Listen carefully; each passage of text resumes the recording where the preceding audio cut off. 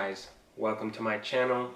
So I did a video a while ago doing a review on the Red Heart All-in-One Granny Square, and we had the Blue Beacon and the Moody Cherry. Well, I did say that I was going to make something out of those since I got quite a bit of yarn. I got 6 skeins of each color, and I decided that I was going to make a couple of blankets.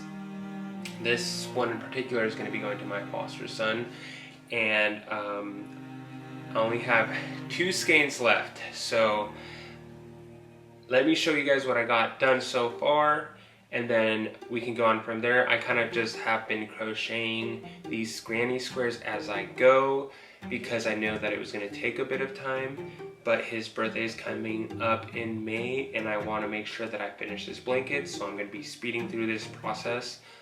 So you guys won't see a lot of the granny squares being done, but I'll show you guys as I finish each skein, and then I will have to block out, and then after that I will start single crocheting all the squares together. Now let me show you the stacks of squares that I have. 1 stack right there, 2 stacks, 3 stacks, 4th stack. Now this one isn't a complete 14. I might have to do a couple more. Keep in mind these are in the sunburst pattern, so it's circular. It's not following the actual pattern on here. I found this pattern online and I can link it down below, but I really fell in love with the sunburst pattern, so I did 3 full skeins of that, and I believe 8 granny squares from the 4th skein. And last stack. Now this last stack is in the pattern that comes in the actual inside of the paper. I decided that all the inside granny squares are going to have the sunburst granny square, and all the border ones will have your traditional granny square look. So I thought that would kind of like really complement it and make it pop more, and then just make it very unique. I am going to crochet a border to it just to make it look a little bit more finished. Not that the edges of this wouldn't be enough, but I kind of want to make it seem like more of a cohesive blanket, and I think that'll give it an extra 1/2 inch to 1 inch to make it feel more like a wider and longer blanket. The initial pattern called for a 9x9, which is a square, and that's okay, but not ideal for a blanket in my opinion. So I'm gonna either do a 8x10 or 12 or 11, depending on how many granny squares I have left. Right now I'm working on the border, and if I have extra granny squares to add, maybe one more row of the sunburst, then I will do that. I did actually order 1 more of these just in case. I'd rather have extra than not, but like I said, I want the blanket to actually be a blanket, not just a lap blanket. So I want him to be able to like pull it up and without his feet sticking out, or pull it down and without like his shoulders at least being covered. That's just, you know, the type of person that I am. I like to have a nice blanket, and so if I'm gonna put the effort to make a granny square blanket, then why not? Some of the things that I'm not looking for is sewing in all the ends. I have noticed that some people, at least like with the borders, they tend to, when you're joining the squares together, you just line up the yarn, and so instead of weaving it in when you're joining the squares, then all I would have to do is just make sure that I'm holding it and combining all the squares with it. So that's what I'm going to try to do, so I don't have to sew in so many ends. I've looked at a couple of videos and they make it seem pretty easy, and it looks pretty easy, so why not? And then all I would have to do is worry about these tails here, and then yeah, the only reason that I haven't started sewing these tails in is because I want to know where the front is and the back is. And like I said, I'm not a new crocheter, but new enough where I'm like, okay, it kind of looks the same to me. So I'm gonna go ahead and put these aside, and then I'll be back. I'll show you guys a little bit of me crocheting a granny square, and just kind of come back and drop these in front of you, stack done, and I'll show more of the process of me blocking out and putting together the blanket. A little heads up, I probably will be making a blanket with the Moody Cherry. I've already got, I believe, 2 of those skeins finished. So I can show you guys those real quick. This is the Moody Cherry right here. This is one stack. And this is what it looks like. I really love this. I love how the red pops and the contrast of the colors, and I'm just super excited to see how it's gonna turn out. Yeah, this blanket will be for me, but that's not what we're here for. We're here for this blue blanket, and I will in the future probably do another video for that blanket. I just want to get this one out of the way since his birthday's coming up, and I like to have extra time than no time because there's still more work to be done besides crocheting. So I'm gonna put these aside now. Okay, so now that I put all those granny squares aside, I've already started the beginning of this granny square, just like the circle and the chains, and then I'm gonna get started. I'm gonna pull you guys in close so you guys just can see what I am doing, and I'm gonna go ahead and time lapse this, and I hope to see more and hear more from you guys about what you guys are doing with this yarn and your granny squares. So let's get going.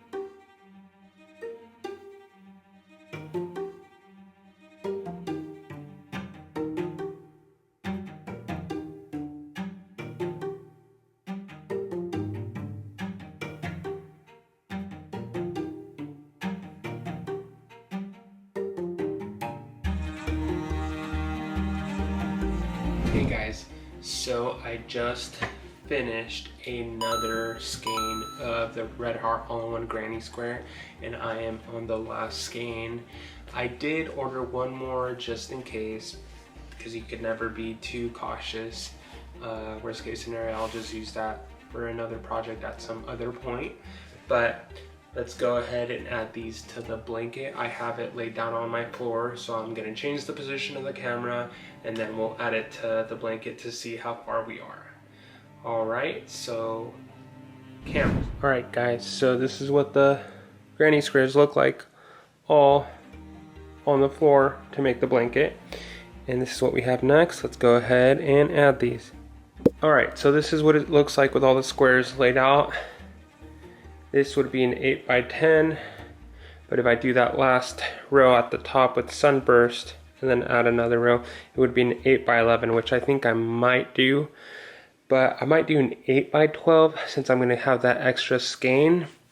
I want it to be longer, so it covers his feet and also goes above or close to the shoulders at least. Okay guys, so I finally finished the last bit of granny squares.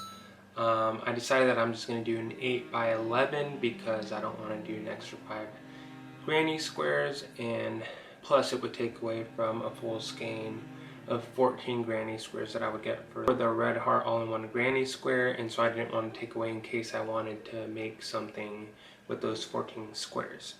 So I've already blocked out all the rest of the granny squares, and so I only have these left, but I want to show you guys what I do to block these out.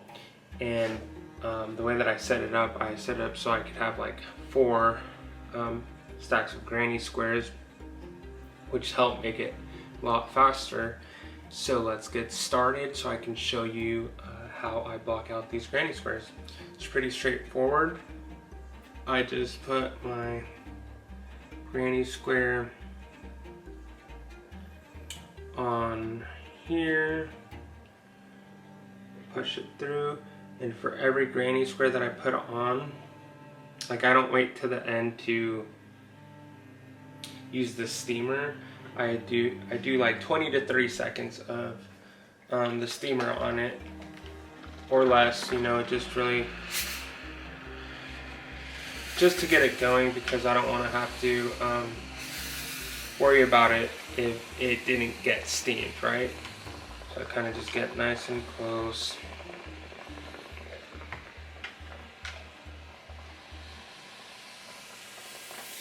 And that's it. Like I said, 20 to 30 seconds. It doesn't have to be super crazy. And that's kind of like just what I do. I'm gonna go ahead and put the rest on here, and I'm gonna just time lapse this so you guys can see exactly what I'm doing. I usually do more than one at a time, so I'll like set up all of these other ones on the different ones, and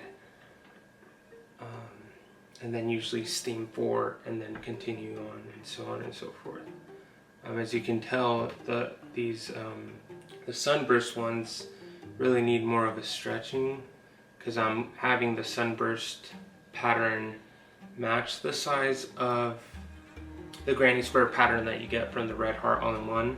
So that's mostly what the size that I'm going for, so the blanket will be even.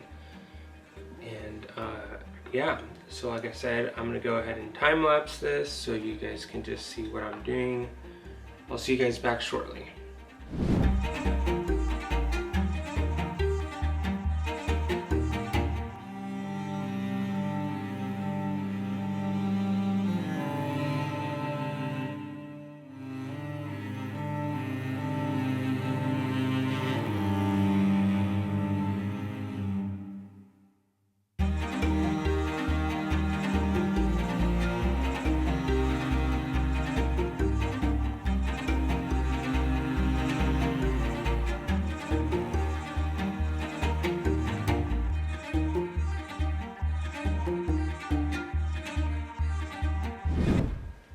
Okay, so these are my last 4.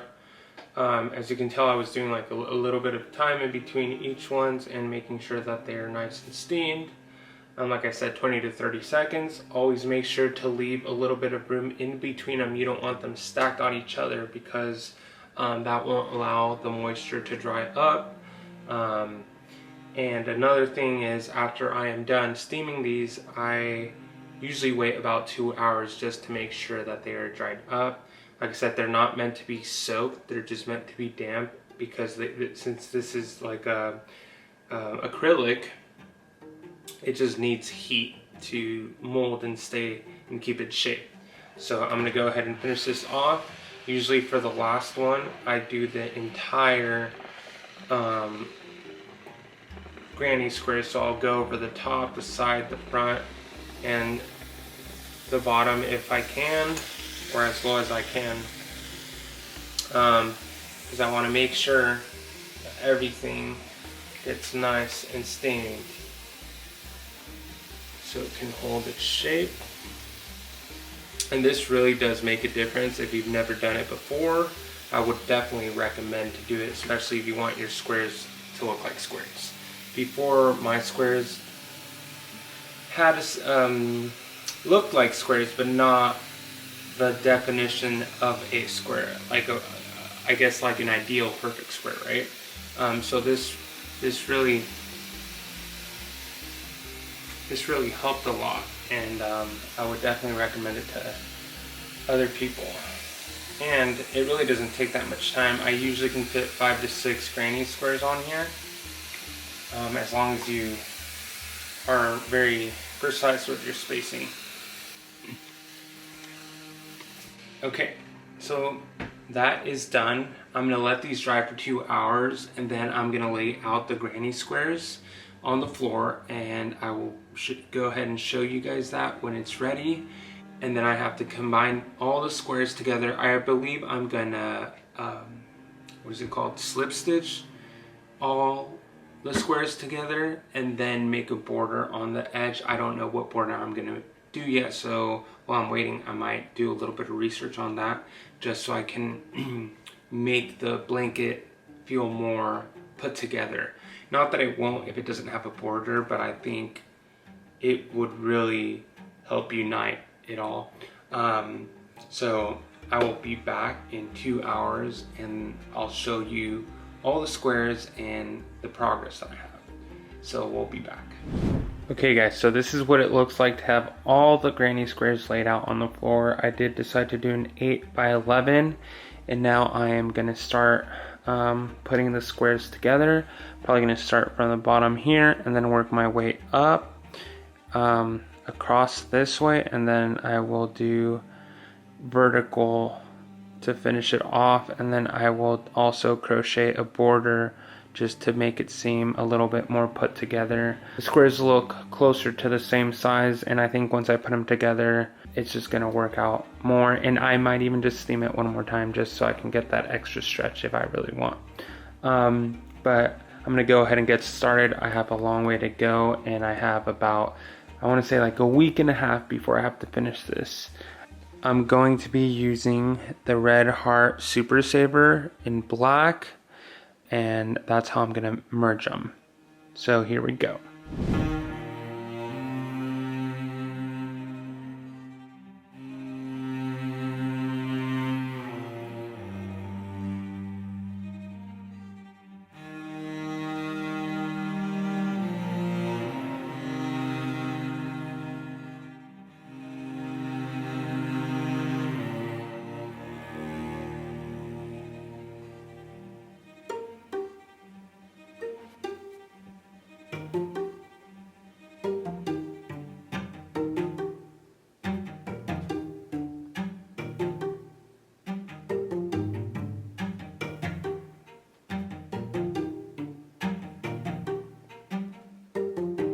Just finished slip stitching this blanket horizontally.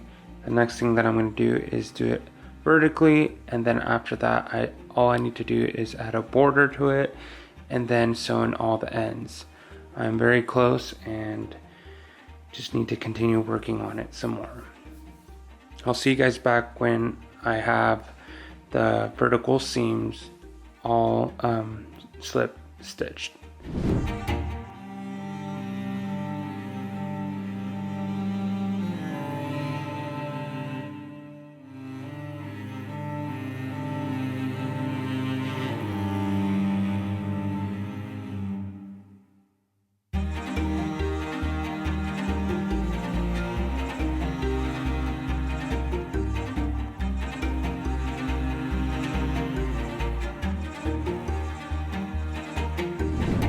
Alright guys, so I have officially finished slip stitching all the squares together. I have so many ends to tie, and I just started doing the picot border. Now I'm doing it between every opening, and then I'm single crocheting all the way up to the next opening and then doing a picot there.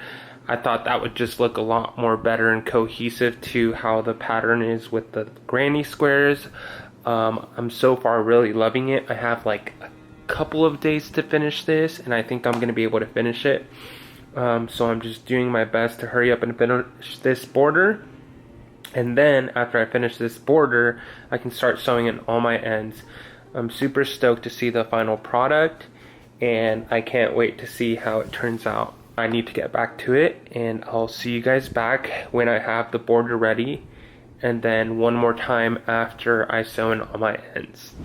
Alright guys, so I finally did finish the vertical slip stitch, and I did add the picot edging onto the blanket. So all I have left is to sew in all the ends, and that'll be the final thing that I have to do. I did end up doing the picots in between the gaps, and I think that really just made it like pull all together. I'm very stoked to see the final product, and I'm definitely ready to be done with this project as well. Luckily, it's going to be super easy to sew in all the ends. I've already started sewing some of the ends in, and it's not taking that long. I definitely recommend sewing the ends after you do everything, because the border really allows you to sew the ends in there.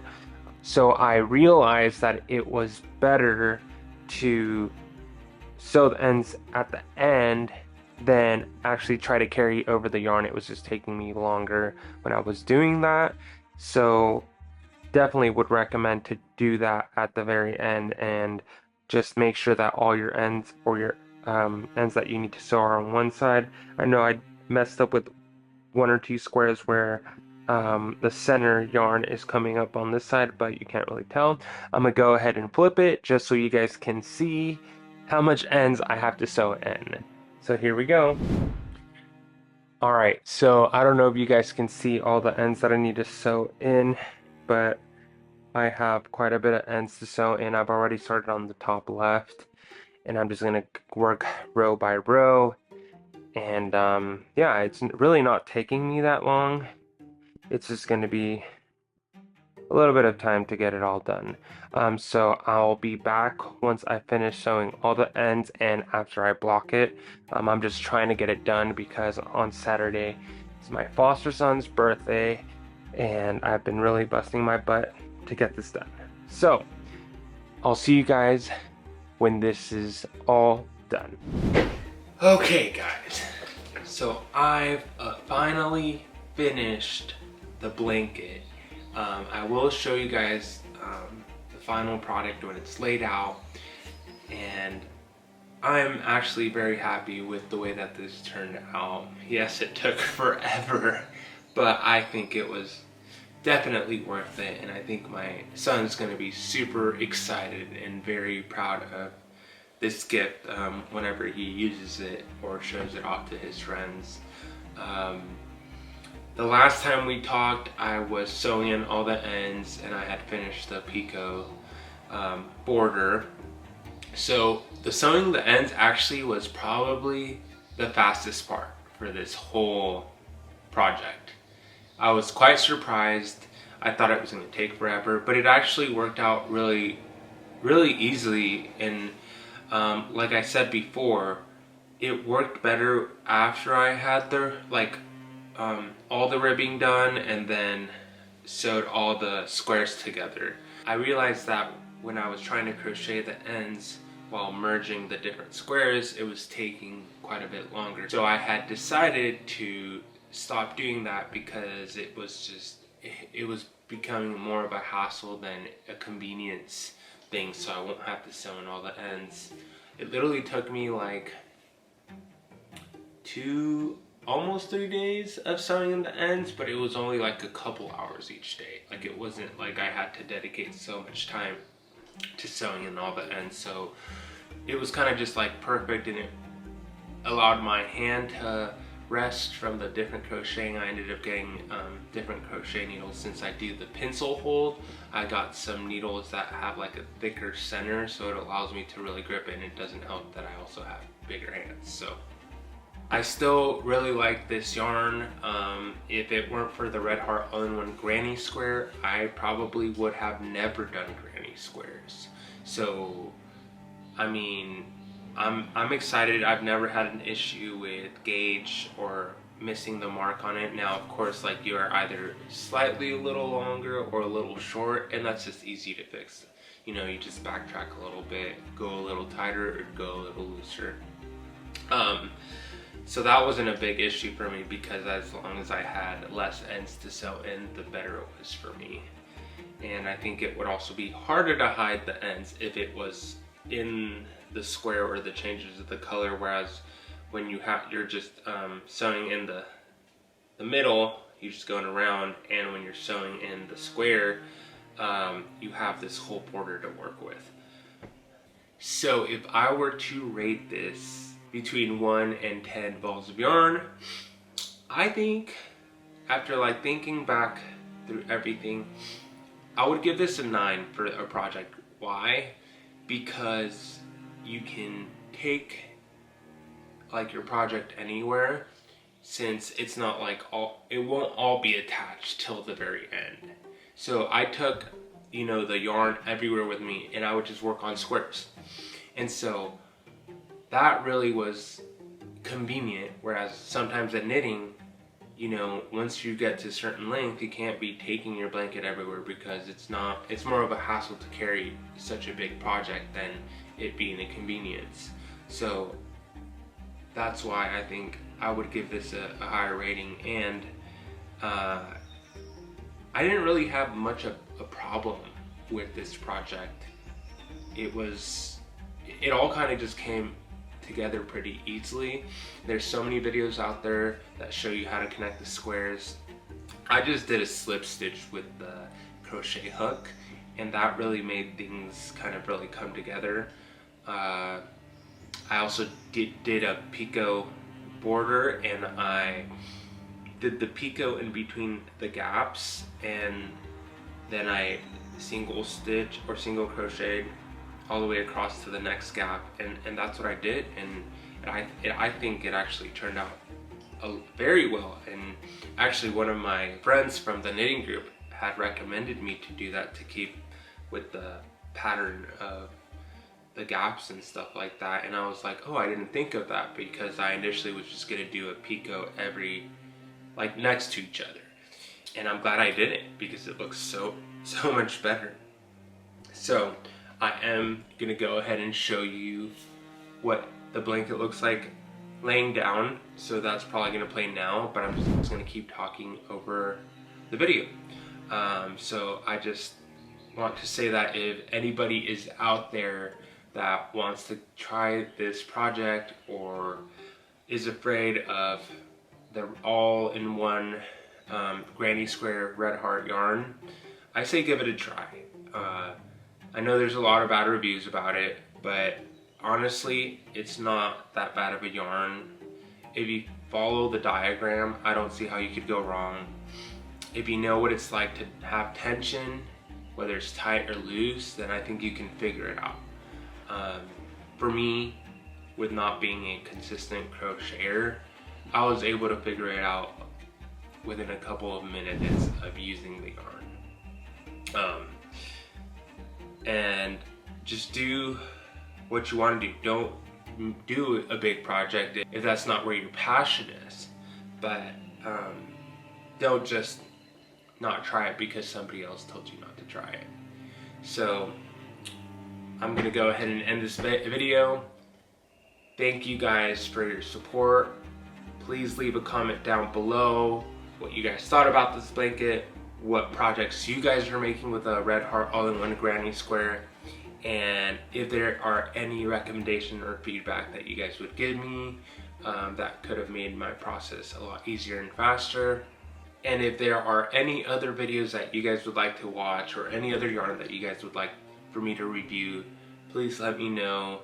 I would be more than happy to make a video that is more directed to what you guys want to watch. So please like and subscribe, and don't forget, it does take balls to knit.